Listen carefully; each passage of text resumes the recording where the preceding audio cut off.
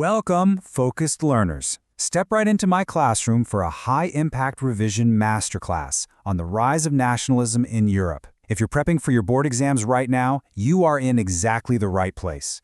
In this explainer, we're going to decode the evolution of modern nation-states, taking all that complex history and breaking it down into a highly visual, easy-to-remember framework. Let's get into it. Here is our roadmap for today's explainer. 1. The blueprint and vision. 2. The French spark. 3. A pop quiz on the Civil Code of 1804. 4. Clash of ideologies. 5. Age of revolutions. And finally, 6. Unifying nation-states. All right, starting off with Section 1, the exam blueprint and Soryu's vision. 20. That's a pretty massive number, right? Well, it represents a huge chunk of your final score. These history chapters on the rise of nationalism actually carry a 20-mark weightage in your board exams. So mastering this narrative isn't just about, knowing world history, it's absolutely crucial for efficiently securing those marks. Our very first vital concept is absolutism. Think of it as a system of rule with literally no restraints on power, usually highly centralized, militarized, and run by a monarch. Now, Frederick Soryu's really famous utopian painting from 1848 perfectly visualizes the end of this era. If you picture the foreground of that artwork, you'll see shattered, broken crowns and royal emblems just thrown into the dirt. It's a powerful symbol. It marks the death of those unchecked monarchs and the slow, steady march toward a democratic world. Moving right along to Section 2, the French spark and collective identity.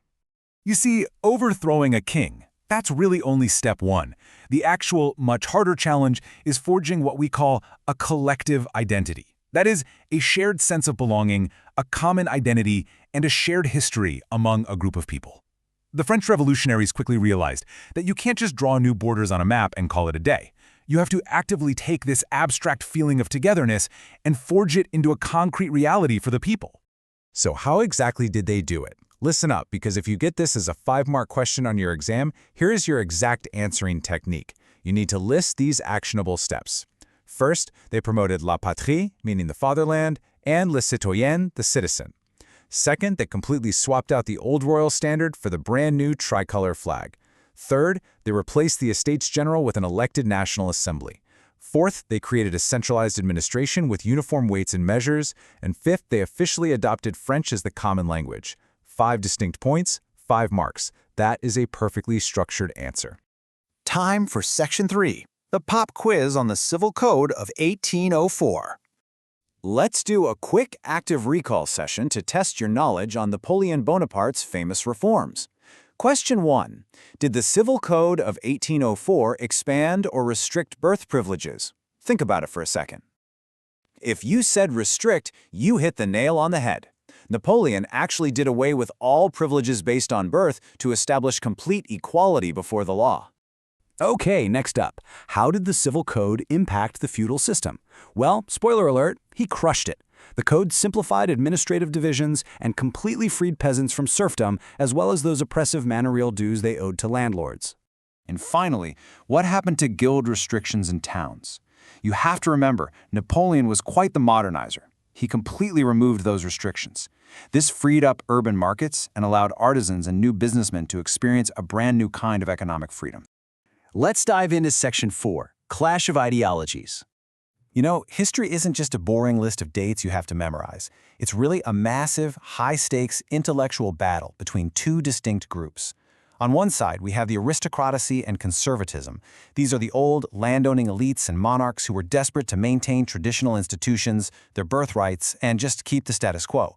On the exact opposite side, we have the new middle class and liberalism. This was an educated, increasingly wealthy class, born from overseas trade, and they were pushing hard for a government by consent, free markets, and the absolute end of those outdated birth privileges. Let's unpack the core weapon of that new middle class, liberalism. The term actually derives from the Latin root liber, which literally means free. It signifies freedom for the individual and equality of all before the law. Now, this ideology rested on 2 massive pillars. Politically, they wanted a government formed by consent, meaning a constitution and a parliament. And economically, they desperately wanted the freedom of markets and the total abolition of state-imposed restrictions on trade. That brings us right to Section 5, the Age of Revolutions. So, The tension between the conservatives and liberals finally just boiled over. Following the conservative pushback of 1815, ideas of liberty began spreading like wildfire. It led to this incredibly iconic quote by the Austrian Chancellor, Duke Metternich. He said, "When France sneezes, the rest of Europe catches cold." And, well, he was absolutely right. The July 1830 revolution in France directly triggered independence movements in Belgium, breaking it away from the Netherlands, and it also sparked the massive Greek War of Independence. And finally, Section 6, Unifying the Nation-States. This is the part of the story where all those abstract ideologies finally crystallize into physical borders on a map. Let's trace it. We start at 1789 with the French Revolution. That's the initial spark. Then, 1815 brings the Treaty of Vienna, which was the big conservative pushback. But the pressure builds, boiling over in 1848 with major liberal uprisings across the continent. Finally, we culminate in the late 19th century, symbolized perfectly by the unification of Germany in 1871. As you can see, it's a direct, chronological march from absolute monarchical rule straight to citizen-led democratic nation-states. But how did they actually draw those new borders? The mechanics of unification generally followed three really distinct steps. Step 1, mopping up all those fragmented, smaller regional states. Step 2, defeating the conservative foreign powers that held territory, like Austria, for example. And Step 3, centralizing the new political and legal systems. Masterminds like Chief Minister Cavour in Italy and the brilliant tactician Otto von Bismarck in Germany utilized these exact steps, using both war and diplomacy to forge the modern territories we recognize today. Now, our story does have a rather tragic twist at the end: imperialism.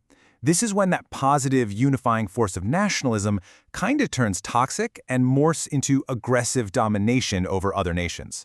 By the end of the 19th century, these newly unified European nations started aggressively competing for territory, particularly in the highly volatile Balkan region. And this destructive shift is exactly what set the stage for the catastrophic First World War. Which brings us right to the end of our explainer. I want to leave you with this provocative question to chew on. How will you connect the storyline of historical events to the ideological line of ideas to secure your 20 marks? Remember, history isn't just memorizing dates, it's deeply understanding why those dates matter in the first place. Use this dual-track framework to structure your exam answers, and you will absolutely conquer those boards.